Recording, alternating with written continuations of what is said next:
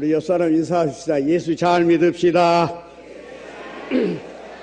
사랑합니다. 잘 되십시오. 네. 이 세상 풍경 중에서 제일 아름다운 풍경은 모든 것이 제자리로 돌아가는 풍경이다. 이 세상 풍경 중에서 제일 아름다운 풍경은 모든 것이 제자리로 돌아오는 풍경이다. 그러니까 제자리로 돌아가고 돌아오는 것이 이 세상에서 제일 아름다운 풍경이다. 그런 그 노래가 있습니다. 그런 것 같아요. 태양이 이렇게 떠올라가지고 온종일 자기 임무를 다 마치고 태양이 저 서산으로 또는 저 서해 바다 쪽으로 그렇게 돌아갈 때에 정말 우리는 황홀함을 거기서 볼 수 있어요. 그래서 제 개인적으로는 일출보다도 낙조가 더 아름다운 것 같아요. 내가 보면 군산에 제가 살 때는 낙조를 흔히 많이 보거든요. 정말 아름다워요. 나뭇잎도 그래요. 나뭇잎도 1년 동안 내에 자기의 할 일을 다 마치고 난 후에 가을이 되어서 낙엽이 되어서 땅으로 돌아가는 그 나뭇잎을 보면은 눈물 겹도록 아름다움을 느낄 수가 있는 것입니다. 그런가 하면은 가족의 부양을 위해서 그래서 일터에 가지고 온종일 열심히 일하다가 피곤해 지친 몸이지만 집으로 돌아가는 가장의 그 모습이야말로 가슴이 미어지도록 우리들에게 감동을 주는 아름다움이라고 말할 수 있겠습니다. 그러나 무엇보다도 가장 큰 아름다움, 진정한 아름다움이 있다면 그것은 뭐냐면 추악한 인간이 죄와 욕망의 자리에서 떠나서 하나님 중심의 자리로 그가 변화되었을 때에 그보다 더 큰 아름다운 세상이 어디 있겠느냐는 이야기입니다. 네. 그런 의미에서 우리 예수님께서 이 세상에 오셔서 첫 설교가 뭐냐? 처음 하신 설교가 마태복음 4장 17절 말씀입니다. 회개하라. 천국이 가까웠느냐. 이게 예수님의 첫 번째 설교거든요. 회개가 뭐냐? 메타노이아. 바꾸는 것, 돌아가는 것. 응? 이걸 회개라고 그러거든요. 뭘 회개하냐? 죄를 회개하라. 그 이야기인데, 죄라는 말은 하마르티아라고 그러는데, 하마르티아는 간역에서 벗어났다. 화살을 쏘면 간역에서 맞이하는데 간역에서 벗어났다. 곧 우리 인간의 마음이 하나님 중심으로 돼야 될 것인데 그 벗어났다 그거예요. 예? 이게 죄라고 말이에요. 그런데 회개란 건 뭐냐? 하나님 중심에서 벗어났던 우리의 마음이 어디로? 주님, 예수님 중심으로 마음이 바꾸어졌다. 이게 회개라 그 말이에요. 믿습니까? 그런데 이 회개는 그렇기 때문에 중요한 게 뭐냐면 우리의 중심, 마음이 먼저여야 된다는 거예요. 네. 마음 가고 몸 가지, 몸 가고 마음 가는 거 아니잖아요. 그래서 우리 중심이 우리가 어느 공간에 있든지 간에 그 말이에요. 어느 공간에 있든지 간에 공간이 중요한 것이 아니라 그 말이에요. 예? 지금 여러분들이 교회라고 하는 이 공간에 와 계세요. 지금 예배드리기 위해서. 공간에 와 계시는데 이 몸만 이 공간에 있으면 안 된다 그 말이에요. 여러분의 마음이 주님을 중심으로 하는 마음이 되기를 주의 이름으로 축원합니다. 할렐루야. 그 구체적인 분기점, 우리의 마음이 주님께로 향하는 그 중요한 마음의 그 분기점이 뭐냐 하면은 바로 마태복음 16장의 말씀인 것입니다. 마태복음 16장을 여러분이 이제 우리가 지금 성서 통독 많이 하고 있으니까 읽어보시면 아시겠지만 마태복음 16장 전과 16장 후는 확실히 다른 것을 알 수가 있습니다. 마태복음 16장 전에는 많은 무리들이 사람들이 예수님에게 찾아왔을 때에 그 무사람들을 예수님께서 위로해 주시고 그들의 요구를 예수님께서 다 들어주셨어요. 가난한 사람은 부하게 하고 배고픈 사람은 오병이어로 배불리게 만들어주고 아픈 사람은 치유해주고 심지어 야이로의 해당장 딸은 생명이 떠났음에도 불구하고 그를 다시 소생시켜 주시. 나인성 가부의 아들도 간에서 일으켜서 소생시켜 주시고 그래서 모든 사람들의 요구를 위로해 주시고 격려해 주시고 다 채워주신 것이 마태복음 16장까지의 예수님의 사역이었습니다. 그런데 마태복음 16장 이후를 보면은 예수님은 당신께 나오는 사람들에게 요구를 채워주고 들어준 것이 아니라 뭐라고 말씀하시냐면 자기를 부인해라. 너를 부인해라. 그리고 너에게 지어진 그 십자가를 지라. 그리고 나를 따르라. 완전히 내용이 다른 것입니다. 그럼 마태복음 16장이 어떤 장이냐? 마태복음 16장은 우리가 잘 아는 대로 가이사라 빌립보 지역에서 예수님이 제자들과 같이 갔을 때에 예수님이 제자들에게 묻습니다. 세상 사람들이 나를 누구라 하느냐? 엘리야라 갑디다. 에레미야라 갑디다. 정답이 아니죠.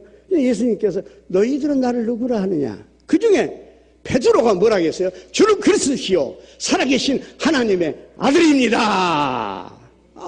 그때 베드로가 칭찬받고 천국 열쇠를 받았어요. 그러면서 너의 이 고백 위에 내 교회를 세우리니 음부의 권세가 해하지 못하리라. 이 가이사라 빌립보 지역은 굉장히 의미가 있는 지역입니다. 왜 거기서 예수님이 나를 누구라 하느냐 하고 베드로부터 그 위대한 신앙 고백을 받으시고 천국 열쇠를 줬느냐. 가이사라 빌립보 지역은 헤롯의 아들이 세 아들이 있는데 다 땅을 셋으로 나눠서 분봉한 중에서 빌립이라고 하는 아들이 그 지역을 통치하고 있는데 로마 황제 가이사에게 충성하고 잘 보이려고 거기다가 새로운 도시를 건설을 했습니다. 그래서 그 이름을 로마의 황제를 가이사 그리고 자기 이름을 붙여서 빌립께서 가이사라 빌립이라고 그 고장 이름을 붙였는데 굉장히 아주 아름다운 도시를 새로 건설했지요. 예? 예? 그런데 그 건설된 도시에는 특징이 하나 있어요. 뭐냐? 황제를 숭배하는 절이 있는 거예요. 그래서 무엇을 의미하냐면은 이 도시는 황제주의의 도시라는 거예요. 황제주의란 건 로마 황제주의란 것은 뭐냐 하면은 로마 사람들에게는 세 가지의 특징이 있습니다. 하나는 힘이요, 힘. 그 힘은 뭐냐면 권세, 그 다음에 경제력, 그 다음에 정치력. 이 힘을 그들은 주장을 한 사람이고, 예? 그 다음에 그들의 두 번째 로마 사람들이 소중히 여기는 가치관이 뭐냐면 지식입니다, 지식. 그래서 가정이든지 사회든지 도서관을 많이 건립을 한 거예요, 그 사람들은. 세 번째 그들의 가치관은 로마 사람들의 힘은 뭐냐 하면은 육체의 아름다움을 그들은 가치로 삼았던 거예요. 그래서 가정이든지 도시 곳곳에 가면 여성의 아름다운 몸매를 가진 나상, 특별히 그래서 비너스상 같은 게 아주 굉장히 많이 좋아하고 있는 이유가 거가 있고, 그 다음에 남자의 근육줄이 있는 그 힘있는 모습. 그래서 여러분 다윗상, 특별히 대표적인 게 다윗상 같은 상, 그런 상을 거리에다가 세우는 이유가 바로 거가 있는 것입니다. 그래서 그들은 힘과 지식과 육체적인 아름다움을 주장하면서 그들은 성공주의, 출세주의를 말하는 것이 뭐냐 하면은 바로 황제주의라고 말입니다. 이게 가이사라 빌립보의 황제의 절간을 세워놓은 바로 그 황제주의의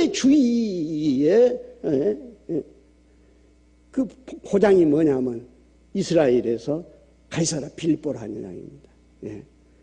곧 오직 개인주의, 자기중심주의로, 출세주의로, 성공주의로 힘을 가치관으로 해서 미를 가치관으로 해서 살아가는 그런 그 황제주의가 있는 가이사라 빌립보 지역에서 예수님께서 나를 누구라 하느냐 물어봤을 때 베드로가 저는 그리스도시요 살아계신 하나님의 아들입니다. 그 말은 뭐예요? 황제주의가 아닙니다. 나는 주님 중심주의로 삽니다. 예? 그 이야기를 한 거예요. 그때 주님께서 너무 기쁘셔서 바요라 시몬아 내가 보기에 또 이는 성령이 너를 알게 한 것이다. 예? 이 반석에 내 교회를 세우리니 음부의 권세가 해야지 모르까 천국 열쇠를 줘서 내가 땅에서 풀면 하늘에서 풀고 그 놀라운 축복을 거기서 받은 거예요. 예. 여러분들이 교회의 문턱을 넘어오시는 이유가 다양할 것이라는 생각합니다. 어떤 경제적인 이유 때문에 또는 어떤 질병의 문제를 해결하기 위해서 또 나의 어떤 인생의 어떤 깊은 고민을 어떤 해결하기 위해서 또 여러 가지의 가정의 문제 등 세상의 문제 등 어떤 문제를 가지고 있든지 간에 교회의 문턱을 넘어오신 여러분들이 중요한 것은 뭐냐? 주님과 인격적으로 만난다고 하면은 그 말이에요. 우리의 삶인 마태복음 16장 이후의 삶, 곧 주님 중심의 삶으로 살아가야 될 줄로 믿습니다. 오직 나만을 위해서 나만을 위로받고 나만이 치유받고 나의 안위를 위한 이기적인 삶이 아니라 보네포가 이야기한 것처럼 그리스도인은 누구냐? Being for others. 타자를 위한 존재란 말이처럼 그 말입니다. 누군가를 위해서 내가 위로하고 누군가의 아픔을 치유하는 통로가 내가 되고 누군가를 사랑하고 누군가의 생명을 건져내는 그런 도구로 주여 나를 사용하여 주시옵소서. 이게 바로 가이사라 빌립보에서 황제주의를 떠나서 주님 중심주의로 살아가는 베드로의 고백이라 그 말입니다. 이 해답을 주님 중심적으로 살아가는 이 해답을 바로 오늘 본문의 말씀을 통해서 우리가 찾을 수가 있는 것입니다. 우리 예수님께서 잡히시기 전날 밤에 우리 아시다시피 최후의 만찬 하셨잖아요. 성찬식 최후의 만찬을 하시고 난 후에 이제 절체절명의 시간이 온 것입니다. 왜? 고난과 십자가의 죽음을 주님께서 바라보면서 제자들과 더불어 겟셋만의 동산으로 행할 때의 일인 것입니다. 그때 예수님께서 제자들에게 뭐라고 말씀하셨냐? 오늘 밤에 너희가 다 나를 버리리라. 날 다 버리리라. 기록된 바 내가 목자를 치리니 양의 떼가 흩어지리라 하였느니라. 나를 다 버리리라. 그러니까 베드로가 나서서 이야기합니다. 모두 다 주를 버릴지라도 나는 결코 주님을 버리지 않겠나이다. 그러니까 예수께서 다시 말씀하십니다. 내가 진실로 내게 이르노니 오늘 밤 닭 울기 전에 내가 3번 나를 부인할 것이다. 그러니까 베드로가 다시 또 말대답합니다.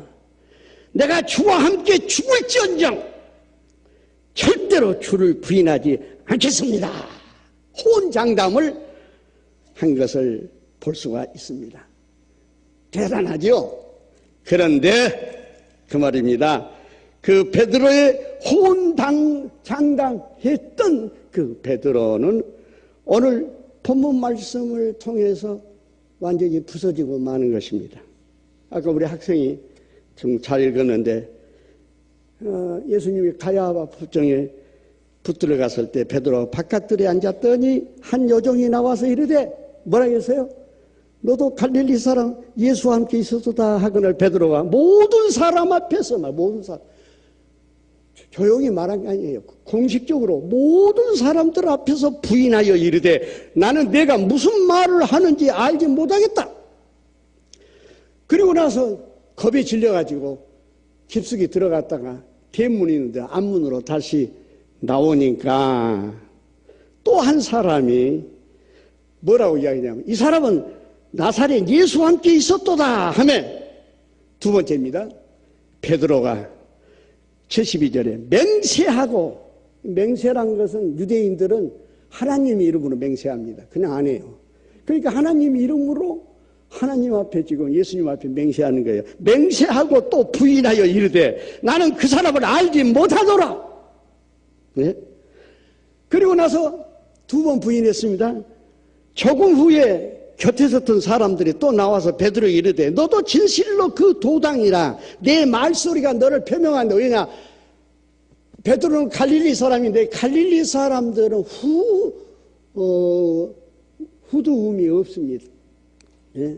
그래서 굉장하니 갈릴리 사람들 말이 투박해서 랍비 문서에 보면 갈릴리 사람들은 축도를 시켜서는 안 된다 그런 말이 있어요. 이렇게 말소리 들어보니까 너도 갈릴리 사람이다 그렇게 지금 이야기하는 거예요. 응? 그러니까 세 번째 그가 저주하여 맹세하여 이르되 나는 그 사람을 알지 못하노라 하니 곧 닭이 울더라 그렇게 이야기를 하고 있습니다. 사실 우리가 아다시피 베드로는 대단한 사람이죠. 겟세마네 동산에 예수님께서 땀방울이 핏방울이 되도록 십자가 앞에 놓고서 그 고난의 기도를 할 때 그때 가룟 유다를 앞세워가지고 유대 간원들과 로마 병정들이 예수님 잡으러 왔지 않습니까? 그때 베드로 호기를 부립니다. 어디서 났는지 모르지만 검을 가지고 제사장의 종 말고의 귀를 깎아버렸다고 그랬어요. 네? 그리고 호기를 부린 베드로입니다. 그런데 베드로가 보니까 예수님은 하나도 저항하지 않고 병사들에게 끌려가는 거예요. 그것을 베드로가 지금 목격을 했습니다. 네. 그래도 베드로는 희망을 가졌습니다. 그때까지만 하더라도. 이건 조부라기들을 상징한 것이 아니겠지. 우리 주님은 대단한 큰 권세들을 앞에 가서 그들을 일시에 물리치겠지. 그런 희망을 가지고 예수님 뒤를 밟아서 따라갔던 거예요. 그래서 대제사장 집에까지 들어간 것 아닙니까? 그 대제사장 집에서 가만히 보니까 예수님 너무 비참하단 말이에요. 베드로가 보니까. 그렇게 질문을 하고 모욕을 주고 욕을 하고 해도 예수님 아무런 한 번 하시지 않을 거예요. 그리고 나중에는 사형언도를 받으신 거예요. 그리고 사람들이 와서 예수님 얼굴에 침을 뱉고 조롱을 하고 심지어 예수님 뺨을 때리고 주먹질을 한단 말이에요. 그래서 예수님 속수무책으로 당하고만 있는 그 모습을 베드로가 본 거예요. 그때 베드로가 어떤 생각을 가졌느냐? 저게 어떻게 메시아냐? 예? 이때까지 제자들은 베드로를 비롯해서 제자들의 생각은 한계주의 생각을 가졌다는 이야기입니다. 성공주의, 출세주의, 이기적인 개인주의. 어떻게 저 사람이 메시아할 수가 있냐 그 말이에요. 예? 예? 그래서 굉장한 충격을 받고 실망감에 사로잡혀가지고 너무너무 당하는 그런 입장에 있는데, 바로 그때 한 비자가 와가지고 베드로를 알아본 거예요. 너도 그 사람 당이지? 그 이야기입니다. 그러니까 공개적으로 부인한 거예요. 두 번째로는 맹세한 거예요. 모른다고. 세 번째로는 저주해버린 거예요. 응? 야, 기가 막힌 일이지요. 그런데 여러분, 마태복음에 보면은 이 세 가지 사건, 모른다 하고 맹세하고 저주하는 사건이 연속으로 해프닝처럼 나옵니다만은 여러분, 그게 아니에요. 네? 누가복음 22장 57절에서 59절 보면은 베드로가 부인하여 이르되 이 여자여 내가 그를 알지 못하노라. 이거 누가복음에 나오는 이야기입니다. 아까는 마태복음이지만 조금 후에 다른 사람이 보고 이르되, 이게 두 번째입니다. 너도 그 도당이라 하거늘 베드로가 이르되 이 사람아 나는 아니로다 하더라. 이게 두 번째예요. 두 번 예수를 모른다고 부인한 것은 연속이었어요. 그런데 그 다음 구절을 잘 보세요. 한번 따라서 합시다. 1시간쯤 있다가, 설교를 안 들은 것 같게 안 따라한 것 보니까 1시간쯤 있다가, 이게 중요한 이야기예요. 그래서 따라하라는 거예요. 두 번은 연속 부인했는데 세 번째 예수를 부인하고 저주할 때는 두 번 부인하고 그 시간이 1시간이라니, 1시간. 1시간쯤 있다가 또 한 사람이 장담하여 이르되 이는 갈릴리 사람이니 참으로 그와 함께 있었느니라. 여러분, 첫 번째, 두 번째는 어떨결에 당황해서 무의식적으로 예수를 부인하고 모른다고 할 수 있을 거예요. 너무 충격이 크니까 아까 이야기한 대로. 그런데 세 번째는, 두 번째와 세 번째 사이는 시간이 1시간이 있었다는 이야기 아니겠습니까? 그 뭘 의미하는 거예요?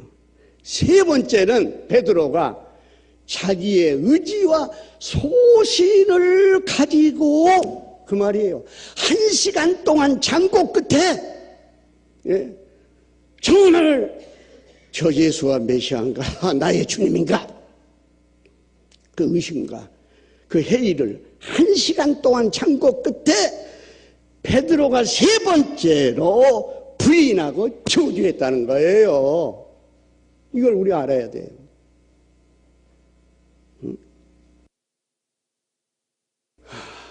그렇기 때문에 베드로가 예수를 부인하고 저주한 것은 예산일이 아닌 것입니다.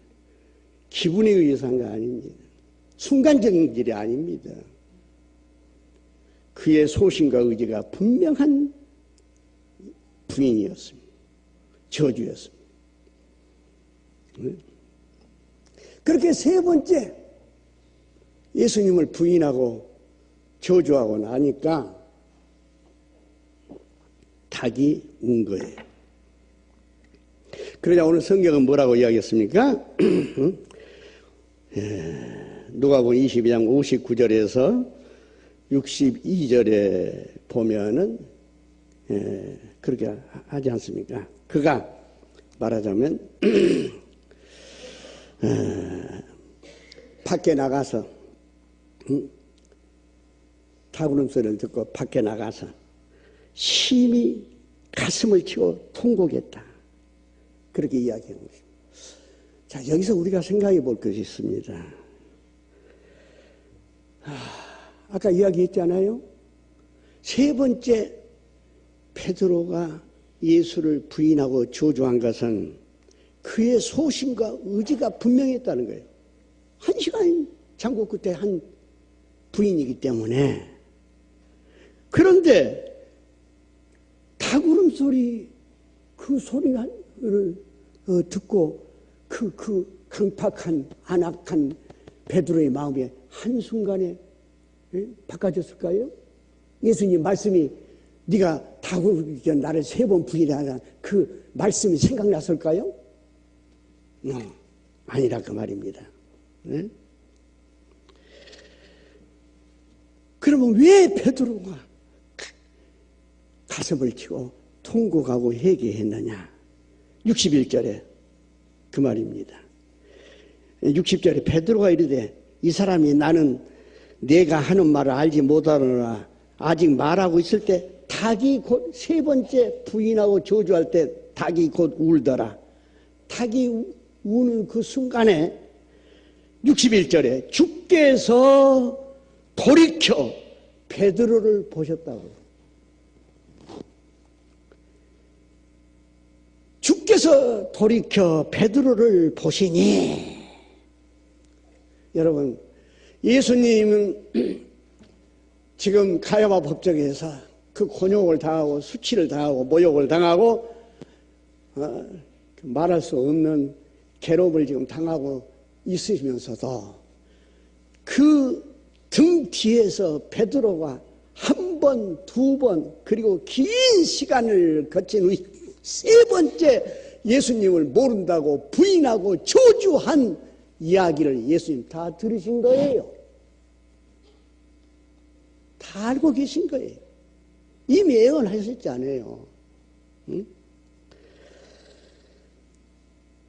그런데 닭소리와 더불어서 예수님께서 돌이켜 베드로를 보셨다는 이야기입니다.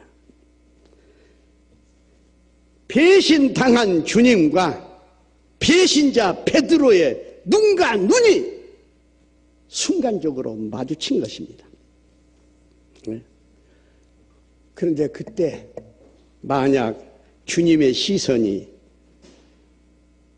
배신자에 대한 경멸과 증오와 저주로 가득 차 있었던 예수님의 시선이었다 하면 어떻게 베드로에게 그런 코페르니쿠스적인 대역전이 일어날 수 있겠느냐 그 말입니다. 예?